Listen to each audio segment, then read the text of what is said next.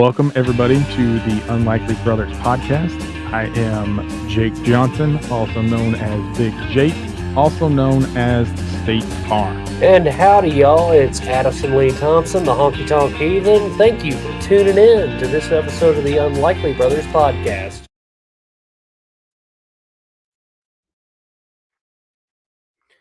We're back! We're here. What's up?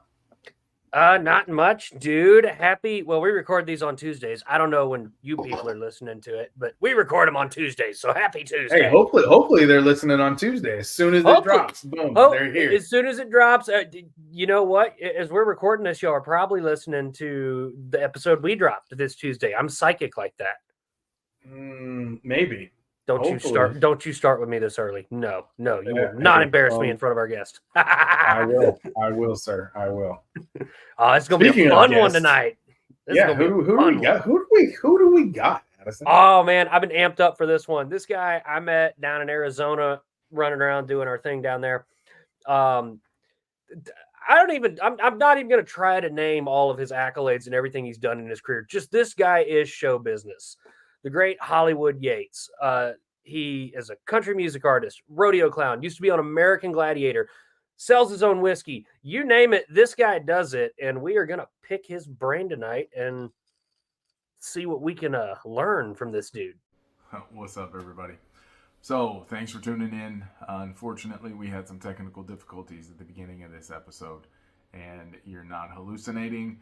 It does start not at the beginning. So our apologies. We have made changes and this won't ever happen again. Enjoy the show. I grew up in a bar business. You know, my grandfather had bars that I sang in, all my life. And he would always hire guys a lot of the times that were smaller guys that were just really good at fighting, but they were really good at de-escalating things, and now, most bars now, they want, big guys like you and me. They want the intimidators, that stand there so that people don't even go. But that also does backfire because, as you know, if you walk into a bar or I walk into a bar, inevitably somebody is going to try to start shit with us because they want to test themselves. They want to show that they're the tough guy in the room. So I'm going to take on the biggest guy. I'm going to, so it's like it can backfire too. And that's why my grandfather, he would always go to other bars. He would start a fight and see who the toughest guy in there was, but that also could talk. And then, so he had a lot of boxers that worked for him. But yeah, when it came to the character of Wolf on there, we had gone through a few different names and we kind of both at the same time, but separately came up with the idea for Wolf. Then I sat down with, okay, how does a wolf act? What is a wolf? I just really delved into what it would be to be a wolf or a werewolf. And that's the character that I wanted to bring out, and I was like, and I like hurting people anyway. So to have, that character just be, the anti, kind of the stone cold, and they were wanting, these good old, slap you on the butt, good game guys. And I'm like, you've got those guys. I'll be, the anti-hero. I'll be the stone cold. I'll be the, the guy that's in your face, doing that, but you love him because he's just telling the truth. Right. So. No, everybody, as much shit as people talk about the anti-hero or, the guy that isn't, the nice guy. Right. Everybody still loves to watch him because you don't know, the unpredictable, it's the unpredictability of it. Right. You don't know, is he gonna, on this episode, is he gonna really, break someone's leg? Is he gonna break someone's arm? Is he gonna, hit a guy so hard he knocks him out? You don't know. You know what the other guys are gonna do. They're going to put up, a good competition. It's going to be, entertaining to watch. But there's that level of, unknown, that level of unpredictability that your Wolf character brought to the show that, it was easily one of my favorite characters ever on American Gladiators. I appreciate that. And I finally had the opportunity to literally rip a man limb from limb. And it was the second season. We had a guy that was competing that had one leg. He was a para-Olympian, great athlete, but he was missing a leg. And I had him on the wall, and he had a short leg built, just for climbing the wall. And I had it in my head what I was going to do. And the producers knew me well enough that finally the executive producer walks out and he goes, "Wolf, come here." I'm like, "Yeah." And he goes, "Do not touch his leg." And I'm like, "Are you kidding me?" I'm like, I have been threatening for 2 seasons to rip people limb from limb. And I finally have the opportunity to literally pull this guy's leg off, and you're not going to let me do it. And he's like, "Do not touch his leg." And I'm like, think of the TV for this. I go, he's almost to the top of the wall. And I get a hold of that leg.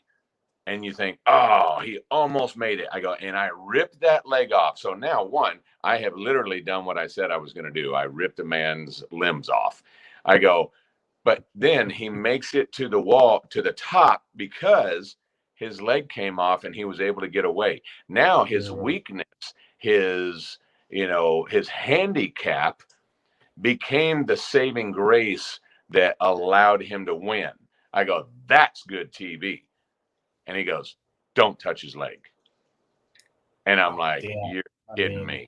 And I get up there and I ran up the wall. I got past him. I waited on him to get to me. Then I just grabbed him by his harness and pulled him off the wall and held him and then dropped him. So anticlimactic. I made him look stupid. I made him look weak. I made him look small. Had they let me done what I wanted to do, he would have won. He would have won in such a cool fashion. I would have been, the asshole that ripped his leg off, and it would have been great TV. People would have been talking about it at the water cooler for the next 2 weeks. Easily. That's producers, the creative department. Yeah, they're really good at wonder why we got canceled. That would have been sitting there as a little kid, because you already terrified the shit out of me when I was a kid watching that show. If I had seen that, I would have sat there and went, "He just ripped his fucking leg off. What the hell?" Yeah, that would have been that would have been a clip that would have, lived forever. Forever. Absolutely lived forever. Yeah. I mean, that would have been on every single highlight reel of extreme sports. Oh, it would have been on every talk show that week. It would it would 20 years from now, that would still be popping up. Oh yeah. That's one of those things that would show up on TikTok that's nostalgic as hell, and you're like, I hadn't even thought of that in a year or whatever. And yeah. Speaking of TikTok, I need to get back on TikTok. I did it when COVID was going on and got 150,000 followers like within a month. And then once COVID kind of shut down, once I was able to get back out on the road, it's like I quit kind of doing the TikToks, and I need to get back on that. I had a lot of fun with that. It's hard to do it from the road, man. Like, it's definitely, for me, my most successful social media platform. But it's one of those, I'll when I'm here at Casa Thompson, friggin', I'm on it. I'm consistently posting. I'm doing my stupid rants and all that. And then but you get on the road, you know how it goes, man. You're playing till You're tired. You're tired. You're playing till 1 or 2 in the morning. Tired all the smoking lights. Yes. Mm-hmm. You're up at 6. You're going down the road. I mean, it's a miracle you remember to eat. Right. And especially when you're. That's why you get a good TM that makes you eat. I try to eat every 2 hours. So, like, if I don't get then I get cranky. Shit. Jake will attest. There's times that they're like, "When's the last time you ate, Addison?" I'm like, "Oh no," and then someone will be like, 2 days ago. And then, I'm gonna say Tuesday. Yeah, exactly. Yeah. He doesn't understand the plight of the big man. Right. Addison's a waif of a man compared to We are not starting this. We are compared not to starting me, this. and I'm small compared to you. So I was trained to be a jockey when I was a kid. That's how small. Shit. When I was 14, I was running brush tracks in Apache, Oklahoma. Like I was about 5 foot tall and about 85 pounds when I started high school. Wow. Yeah. I didn't really grow till after high school. Had I known I was be big, I would have stayed with football, and I would have been the meanest linebacker in the history of the game. Yeah. I'd have made Lyle Alzado and what's his name? Howie Long. I would have made those Howie guys. Long. Damn, I'm glad I'm not playing when he's playing. That's freaking awesome. So let's delve into your whiskey, man, because that's something we can definitely appreciate here. Yes. So on top of everything you do, you've got a whiskey company as well. Yes, I do. I actually started the process in 2020. COVID had everything shut down. I started drinking heavily. Everybody started drinking heavily. And I was like, there's got to be a way to make money while everybody's drinking heavily. And I actually called John Rich and went out and talked to him about how we were talking about trademarks over the phone. And then I went out and we talked about trademarks and then about his whiskey and how he started it. And I was thinking this was going to be 10 years down the road, actually. And once he kind of told me how he got it started, I was like, well, shoot, I might be able to do that now. And I have an investor that's interested in joining me for a little bit. It wasn't a big investment, but it was, decent. And so I started the process. And then when the guy called me and said, hey, man, I can get these barrels for about a third or about a half of what he had told me they would cost, I called my investor, and my investor had his money tied up in something else. And so he hemmed and hawed, and I finally was like, well, I gotta do this because, I can get the whiskey for a lot cheaper right this minute. So I found an open credit card and just bought the barrels of whiskey on an open credit card. And then, my investor just, he was just tied up for too long. And every time I, tried to get, something going, we couldn't. And so the whiskey sat for an extra year in the barrels, which was a good thing because the whiskey got better. And then I finally, got the bottles, the glass, everything. I got, the first batch done and poured, and I've done it all on credit card. I'm tapped out. I'm like going, okay, this kind of sucks, but it's a great whiskey. Everybody that's tasted it has wanted more. I mean, not one person has not liked it. And my wife is not a whiskey drinker, but she likes it. And I've had a lot of people that aren't whiskey drinkers, but they're like, I still want to taste it. And then they taste it and they go, ooh, well, okay, I actually do like this whiskey, and so, it's called Rodeo Rockstar. It's a straight bourbon whiskey. It's 90 proof, but it's really smooth, dangerously smooth because it is 90 proof. Like you'll drink a half a bottle, before you realize that I shouldn't have drank that much. But very, very proud of it. Very proud of the taste. I'm reaching out to a couple people about partnering up, investing. I've got a guy that he's a whiskey aficionado, like he's like one of those wine sauvignons, but with whiskey. And matter of fact, when he tasted it, he said some initials, and I went, huh? And he said it again, and I go, I don't even know what you're talking about. He goes, where's your whiskey made? And I go, Indiana. And he goes, yeah. And he said the initials again, and I go, oh, that's the company that makes my whiskey. Like awesome. He knew more about my whiskey than I knew. I do everything backwards. So it's made in Indiana? It's made in Indiana. It's the third largest distiller in the United States. And then the barrels are sent to San Diego to my guy that mixes and bottles them and labels them. And then we're selling out of San Diego. And right now we're working on getting all our licenses because you have to have a different license for every state that you're in. You have to have, it's like, it's just such a process. Then you got to find your distributors. Some places you don't need distributors if you have a certain license. Some places you have to have a distributor. Some places you got to sell directly to the state, and then they sell it to the store. Like it's such a, who makes the most money on whiskey? The government. The government is so crooked and so bad. Like, think of it. For every bottle of whiskey I sell, the government makes something 12 times, because the people that distill it, they have to have a license to do the distilling. Then they have to have a license to sell it. Then they get taxed on all of it. Then the trucking company that takes it from Indiana they have to have a special license to drive it. They get taxed on that. Then my bottler, he's got to have a special license. He gets taxed. I have to have a special license. I get taxed. My distributor has to have a license. He gets taxed. Like it's touched 12 times. Money comes out of each bottle 12 times and goes to the government. So that's insane. Yeah.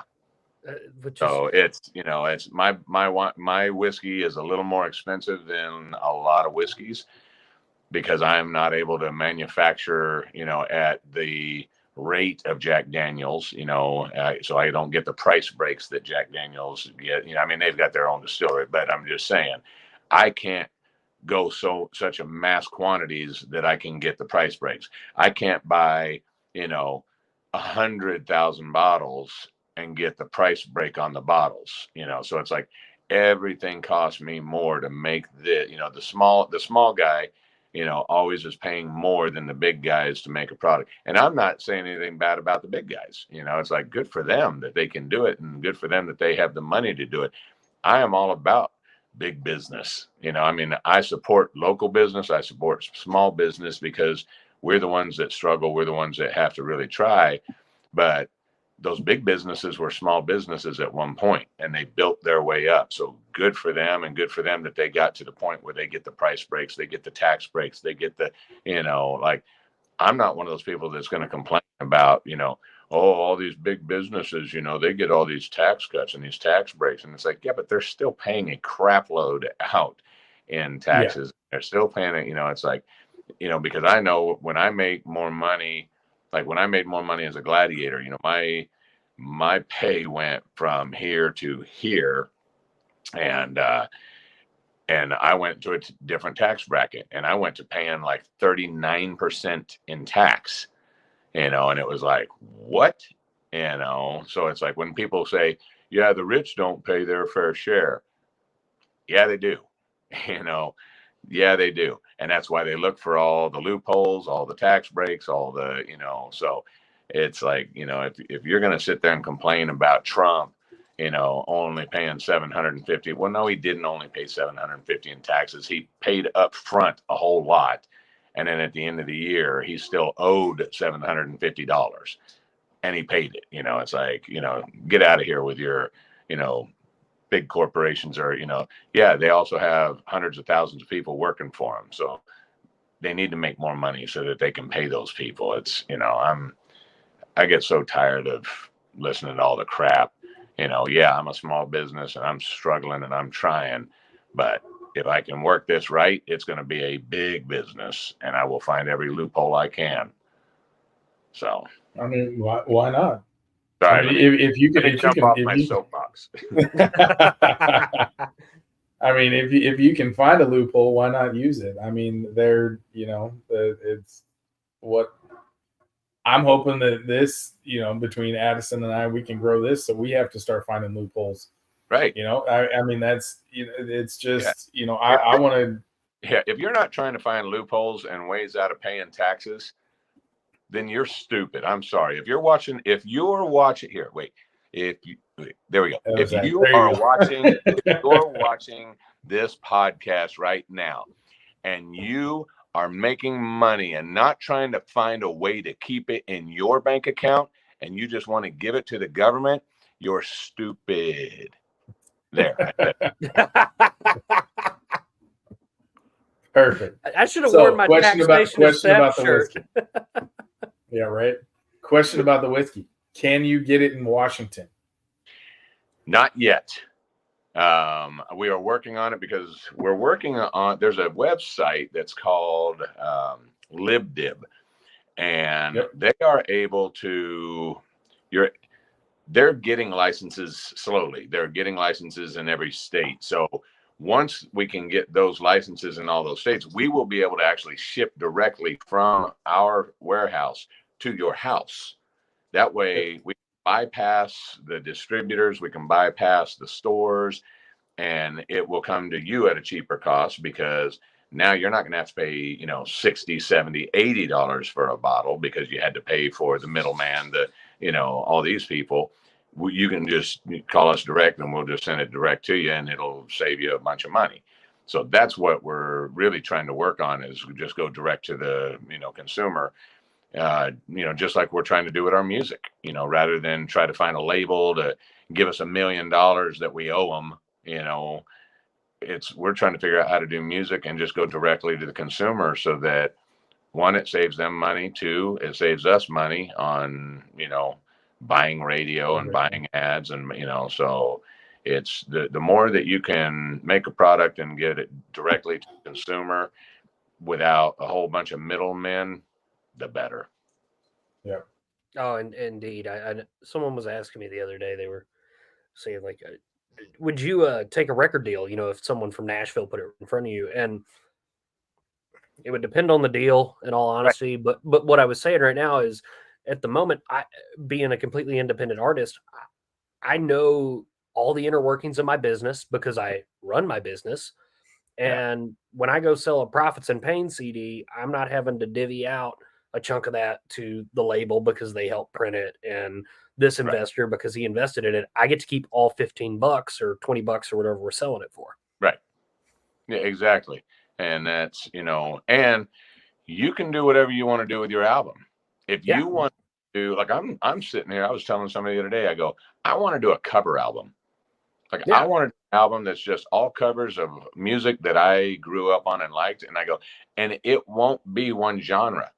Like, it'll be an old school R&B song, followed up by a Beastie Boys song, followed up by an Elvis song, followed up by a Waylon Jennings or a Merle Haggard song, followed up, like by Vanilla Ice or, I don't know yet, but it's like, I want to do a song that's just all the music that I grew up on, that I loved. And I won't make a whole lot of money because all the writers of those songs will, get everything that, if it goes to Spotify and iTunes and all that, but yeah, if I have CDs and I'm selling them out and live, then I keep all that money, and I'll send you all yours all to the writers if I sell them live.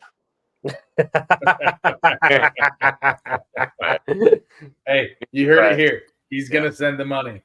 But it's coincidentally, he sold 0 albums at live shows.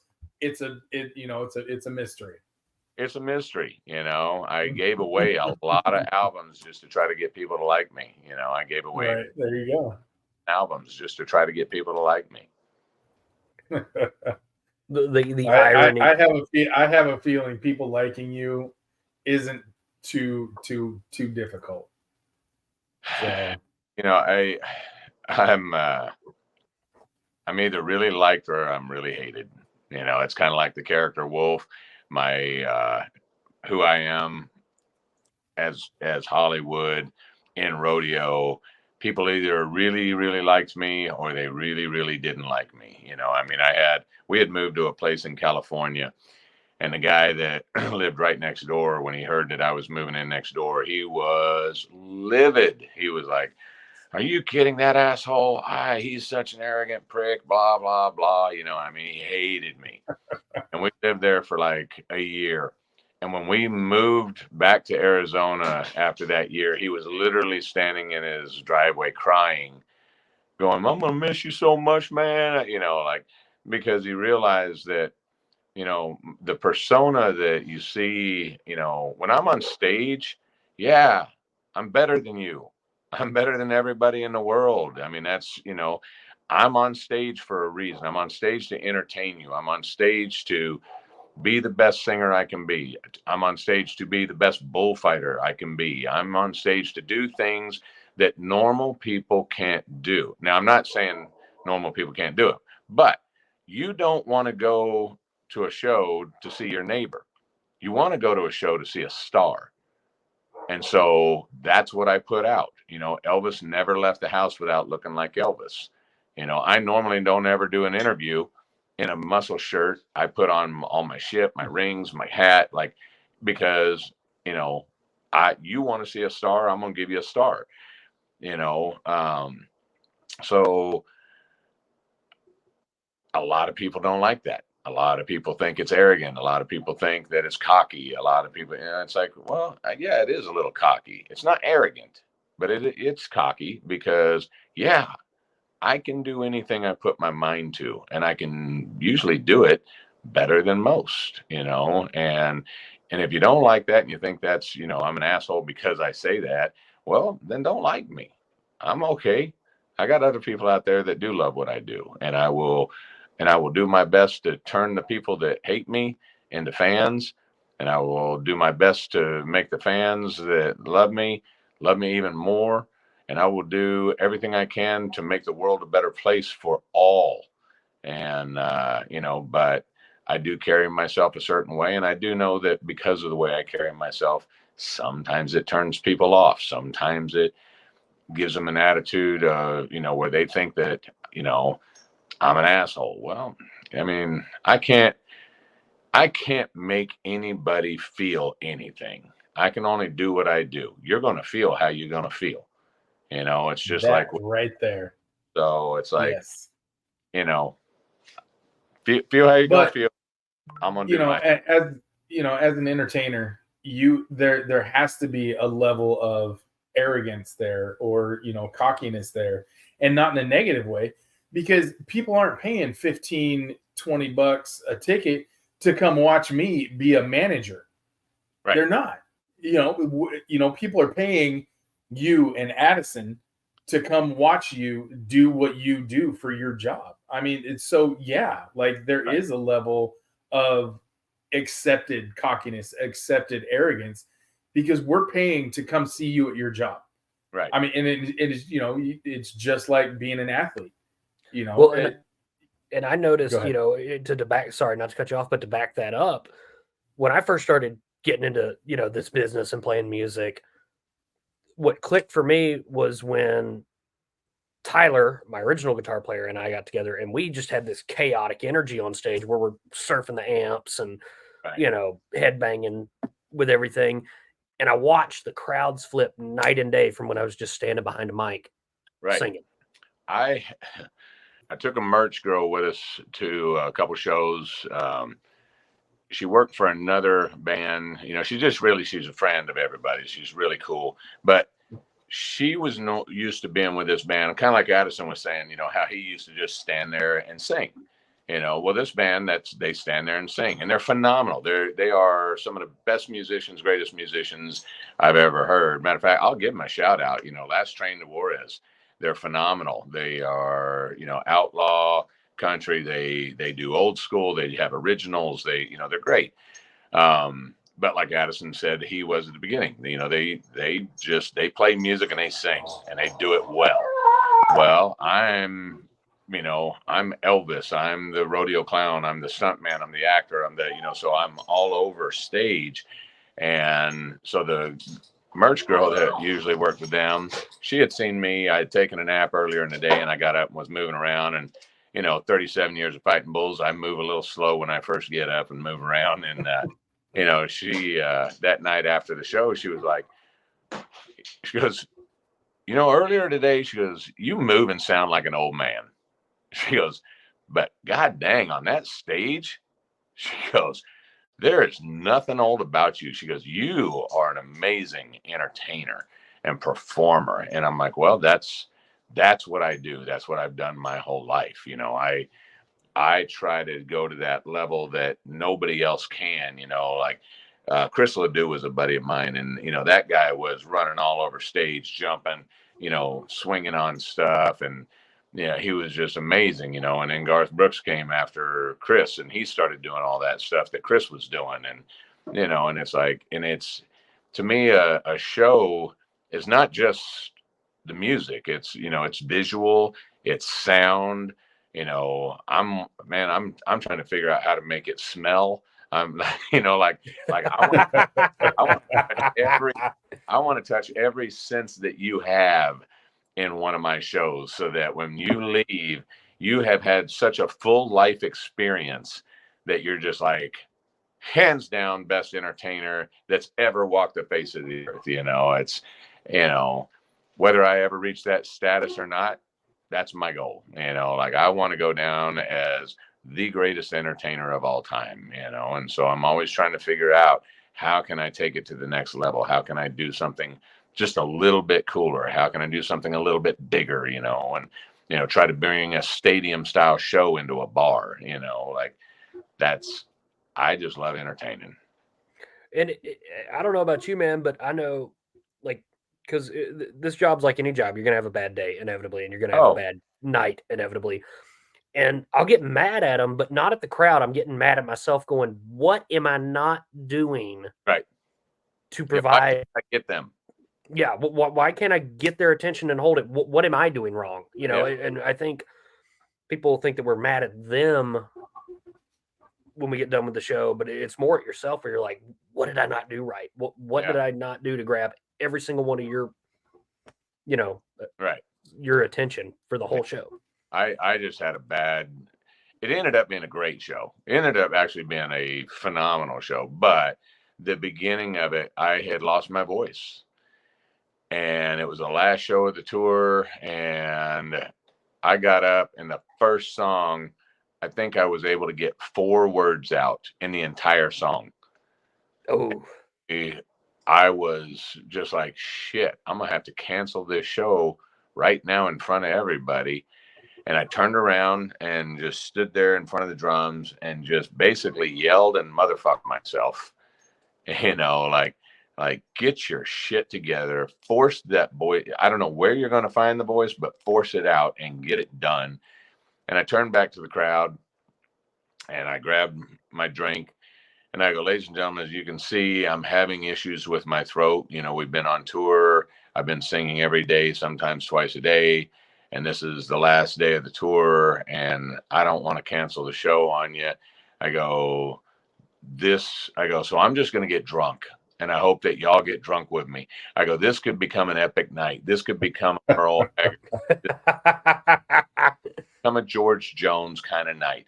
Who's with me? And I raised my glass, and the whole crowd raised their glass, and we all slammed the drink. And I started the next song, and people ran up and threw money in the tip jar. And I just forced, I don't know where I know where it came from. God helped me get my voice out. And I was able to get through the show. We had a blast. I think I sold more merch that night and got more tips that night than I had on the whole tour.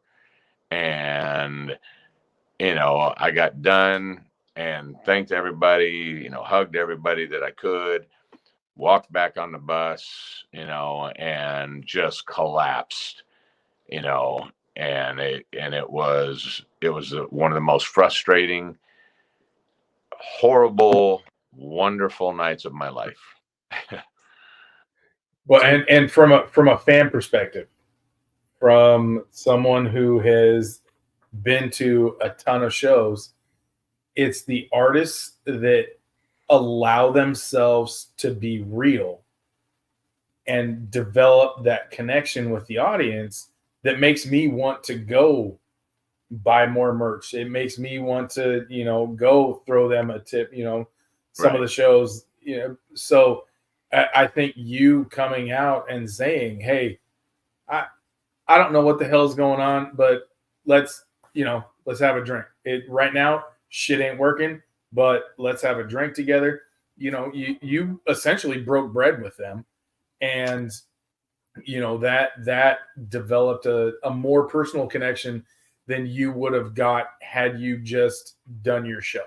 Had you just done your set, played your, run through your set list, and struggled through it. but you admitted that you were real. That brought you down to their level, but they still saw you at this level, but they're like, but he's human. He's real. He's not some kind of, superhuman up there on the stage. So I think that's probably why you got more merch sales that night. Just looking at it from a fan perspective. Right. Well, and and thinking back to that tour, I had another night where sales were really good, tips were really good, and it was a night that I sing these songs all the time, and there's one song of mine that's called Like Father, Like Son, Like Hell. And it's about, not growing up to be your father. It's about, breaking that cycle of domestic violence. It's about, being different, being better. And I told the story about the song, and then I sang the song. And that day it hit me. And it, sometimes it does, most times I can just sing it and I'm just singing it, but that day I wasn't just singing it, I was living it and I was feeling it. And I basically broke down, at the end of the song and cried. And I had to turn around and kind of walk back, look at my drummer. He's crying, like we're both and I had to take a few breaths and kind of gather myself back up, and turned around, took a drink, and walked back to the mic, and I go, sorry, ladies and gentlemen, sometimes it's just therapy up here, and went on to the next song. And maybe that's why that day was a great day. Again, it showed people that we all go through the same shit. And that's something about social media.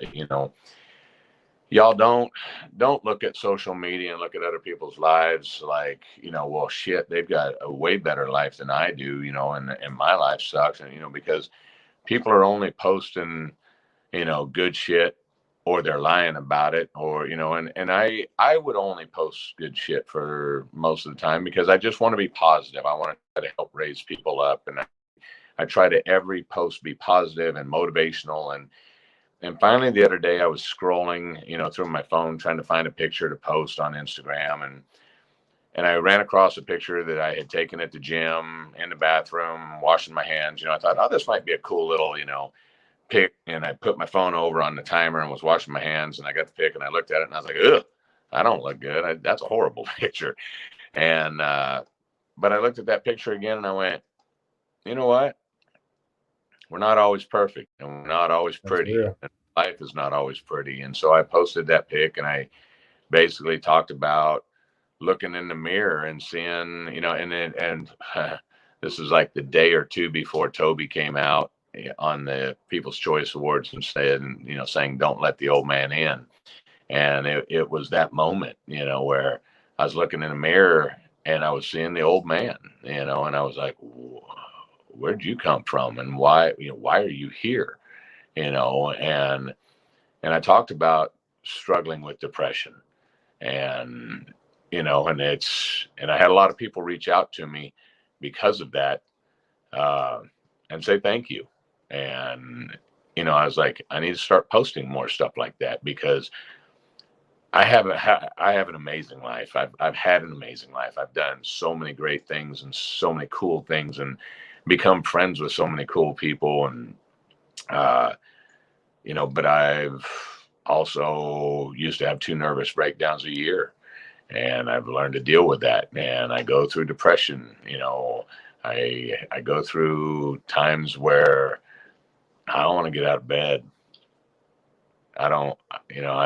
It's like, I don't want to do anything, but I also know where I want to be.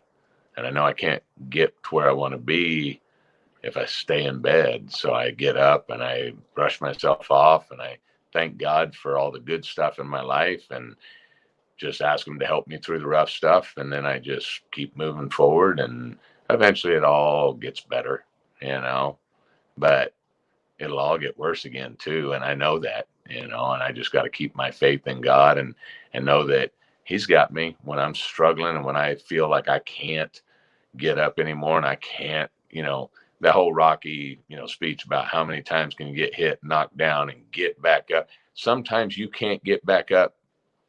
You can't, not on your own, and that's when you got to trust God to pick you back up and get you back on your feet and get you moving. And if you trust in him and believe in him, he'll do it. He's always there, and so I just got to remember that. Yep. No, that's a great message on so many different levels, not just, the trusting in God. Like that's something that I've discovered in the last, Addison, in the last 6-7 months. My girlfriend, she kind of challenged me. She's very, faithful. She's very, she was brought up in a, very religious household. And I was like, hey, that's not my thing. Like when we first started dating, she was like, this is who I am. And this is who I want my partner to be. And I was like, hey, not my thing. I support it. She goes, we need to talk about this, because Right. my relationship with God, if you can't have a relationship with him, Then I don't know. Then because I see my relationship with God like you see your relationship with your mom. So Right. it would be like, and she told me, she was like, it would be like me saying, I support your relationship with your mom, but I'm not going to be a part of it. Right. And it had never been put to me that way. And, Right. It really opened my eyes, and it reopened, everything back to that. And it's, and then, not just that level, but, back to the depression thing. I've struggled with it. I've, Addison, you and I have talked about it a little bit, and yeah. I don't know that I don't, I'm not going to, edit anything out right now. Right. I've sat there with a gun in my mouth, No. and, it was those times that I worked through, that I got through, that got me to where I am. And I share, my experiences with people on, on my Instagram. And do I have the same reach that you do? Absolutely not. But, the people that, that see my stuff, I know that they react more when I'm real, when I'm sharing, hey, it's not all sunshine, rainbows, and unicorns. I mean, would I love it to be sunshines, rainbows, and unicorns 24/7? Absolutely. Yeah. But it's not. It's not. So, the sharing of the struggle, you never know who you're gonna save or who you're gonna help. Right. And I was gonna by say, sharing your story. Right. And I was just gonna say, it's not necessarily about the reach. Yeah, I mean, yeah, if I could have 1 million followers and reach 1 million people and save 10,000, great. But if I save one, if I change one person's life because of something that I did or said, and it makes one person's life that much better, then I did good. I did something right. I did something that God wanted me to do. I made somebody's life a little easier, a little better. That's why I like entertaining, because if I can be on stage for 2 hours and I can make people forget their troubles, their worries, for just 2 hours, and make them feel good and make them happy, and make them just forget about their worries for 2 hours, then I did something good in life, and I did something to help somebody's mental state, their heart, so it's like, that's why I entertain. It's like, I just want to, make the world a better place, even if it's just for a short moment in time. And so when I do my posts, a lot of times we don't know if we're helping anybody. We don't know if we're just talking to air. But every now and then somebody will reach out. I had a guy today reach out, and he said, "Hey man," he goes, every day when I scroll and I get my coffee and I read something that you wrote. He goes, and it makes me think, and it makes my day better. And I'm like, okay, if that's the only person that I affect in the world, then I did something right. I helped somebody. And, so I would love to have 100 million people following me so that I could reach 10 million people. But again, if I only reach one and I only change one person's life for the better, well, then I did something good. And I think, God pats me on the back and goes, you did what I wanted you to do. Yep. And, there's something to be said for that. I mean, don't get me wrong. You and I both probably love, 10,000 drunks screaming your name in a crowd. Oh, But my favorite memory in this business, as far as touching somebody, is I won't say who it is because I don't think they'd be very comfortable with that. But somebody reached out to me for handwritten lyrics, which I really didn't do at the time, for my song Late Fall in memory of their son. And they were like, that song of yours, anytime I'm wanting to think about my kid, I put that on and listen to it. And I'd really like to hang those handwritten lyrics up next to his picture. And dude, the ability to touch somebody like that, with this crazy art form we do, I'll take that over 10,000 drunk people, any day of the week. Not that I don't like that part too. But, that part's great. It's like,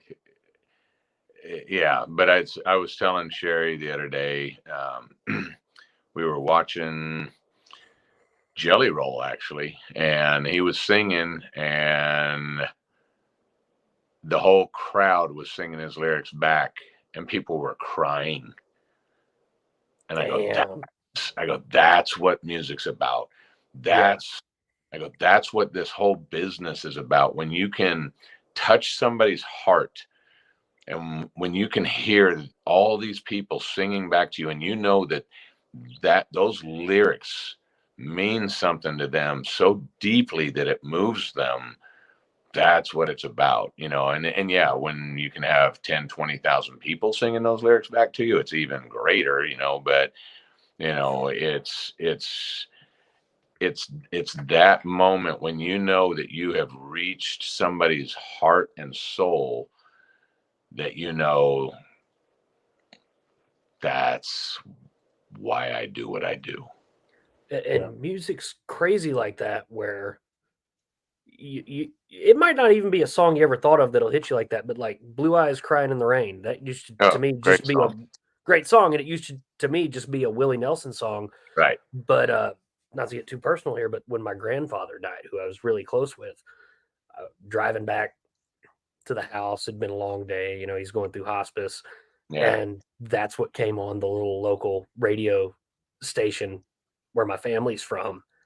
And I immediately, I got done with that, listening to that, and friggin' just put it on repeat on my phone. Yep. And that's how I got through it. And now that's how I, honor his music can touch.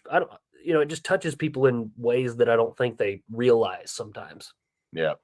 Turn the page. Yeah. Turn the page for me. My, best friend, Rick Chapman, rodeo clown bullfighter, died. And when I got the news, I was at the gym. I walked out of the gym, got in the car, was driving home, and Turn the Page came on. And to this day, when that song hits, I think about Rick. And, because he wasn't a singer, he was a rodeo clown, but he was still on a stage. And, he did it till the end, and it's like, so that, that song that has special meaning, and it's like, and that's the thing. Music can take you to, where you hear a song and you're 5 again. Oh yeah. Or you're 16 again, you're laying in bed with, your first squeeze, because this song just came on. And so it's like, it's, the only thing I think that is more powerful than music is smell. And I got broken noses, so I'm stuck with just music. Mine's a little messed up too. Thank you. I'm like 10 being a broken bouncer. noses. I can't smell anything. But smell will do that. Smell will take you back to a point in time where like you smell jasmine, and all of a sudden you're standing next to your grandmother. It's just something like that. But music does that. Music is a transportation device. It will take you through a portal, and you are 5 again, or you're 16, or you're 30, or but it takes you back to a specific time and place in your life, and the memories are just as vivid and clear as if you're living them right now. And it's like, that's power. Oh yeah, absolutely. Absolutely. Yeah. It is. It's music for me. I feel music deep into my soul. I can't play a lick. I can't sing for shit, but I feel music, and I feel songs. I feel, especially when an artist like Jelly Roll talks about, being the one that people call, but who's there when he needs someone to call. Right. That was me for a long, long time. I was everybody's rock, but who was my rock? And it never really hit me until I heard that song from him, and I literally had to stop my car because I was crying. I didn't realize that I had started crying, but I was crying when I heard that song the first time. But music, like you said, music is a transportation back into our memories, whether they're good, bad, terrible. They're just a gateway back into those memories that are so incredibly important in our lives. And I can't thank Addison enough for bringing me into the music industry. It's given me a whole different. Don't lie. Don't lie. You don't want to thank me for bringing you into this business. No, I really do, because it's on a different level. It's really opened my eyes to a lot of what you two and everybody else as artists go through. Yeah. We hear the lyrics that get written, but in today's day and age, how many people are actually writing their own songs? Not right. So being, part of the band for an independent artist who writes his own music, it's amazing to live that part and see it, not just from a lyric standpoint or entertainment standpoint, but to see the struggle and to know that, hey, 6 months down the road, this situation right here that we're dealing with could be on a record. Right. So it's, so Addison, thank you. Yeah. You're welcome. I'm glad I hired you to hand haul trailers when venues don't give us good enough turnaround space. Well, there's that too. Or backup space or whatever. Yeah. Well, ladies and gentlemen, this has been whatever episode we're on of the Unlikely Brothers podcast with Hollywood friggin' Yates. I've been looking forward to this Hollywood one for Yates, a long it has time. been an absolute pleasure, sir. I have enjoyed every absolute second of it. I'm going to throw a slide up real quick with all your socials and everything on it. So I appreciate we can keep talking. It's, everything's there. We'll go full screen with it. What do you have coming up in the future? Do you have tours? Do you have, what do you got? I'm just opening for Mickey and Motor Cars at Roadrunner. A couple weeks from now, I've got a couple of local bars here that, they're just fun bars to play. I'm starting a Toby Keith tribute show. A company that does just tribute bands. They asked me if I would, be willing to do it. And I go, yeah, I got some open weekends. So, shit, let's do it. It could be fun, And so I'll do some of those shows, and then I've got some rodeos coming up, and then NFR. I'm waiting to hear right now, but it looks like I'm going to be up at the NFR for 14 days, doing business to try to book more rodeos as a rodeo clown bullfighter, barrel man, but also to book my band. And then I'm also going to be probably doing some acoustic shows for these guys over at Westgate.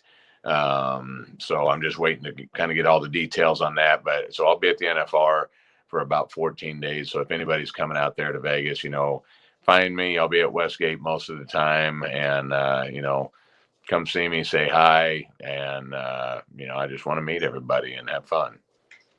All right. Hey, well, Yeah. we appreciate you being on. We appreciate the conversations. And it does look like I'm going to go to Poland next year. I'm waiting to hear the final. Oh shit! Wow. As Wolf on American Gladiators, we're going to go over. 3 of us are going to go over and basically beat up on the troops and at all the bases in Poland, kind of a AFE, Armed Forces Entertainment tour. So we're just waiting to get finalized details on that. So that'll be fun. Nice. Hell That'll be yeah. awesome. That'll be awesome. If I say that. So great show. Great, Absolutely show. Fantastic show. And we got better, or not even. I don't know how we can top that. I don't even want to say better, but we've got more coming for you, ladies and gentlemen. We do. My God, do we have more? We're not going to stop. Oh, my light just turned off. You're like, it's telling us that apparently an hour and 15 minutes is max time for my light. So, hey, light goes off, show's over. Show's over. Well, ladies and gentlemen, our next guest, we're just going to go ahead and announce him. He's a dear, dear friend of mine. He'll be on one of our next episodes, but he's our next upcoming guest. Dear, dear friend of mine. I have had the pleasure of working for this guy, working with him. He's a cowboy, former rodeo guy. We're going to keep with the rodeo theme here for a little bit, it looks like. But my good friend, BJ Kober from Montana. And we're just going to be, I don't know how this one is going to go. I'm just going to bring a whole case of beer, knowing BJ and I. This could be informational and insightful, or this could be an absolute train wreck. But it's going to be a good time either way. It will be. It'll be fun. It will. All right, sir. All righty. That being said, I'm sitting in the dark, so we're going to end it, and we'll talk to you next week. Yes, indeed. Y'all stay tuned, ladies and gentlemen. Thank you for watching. Later.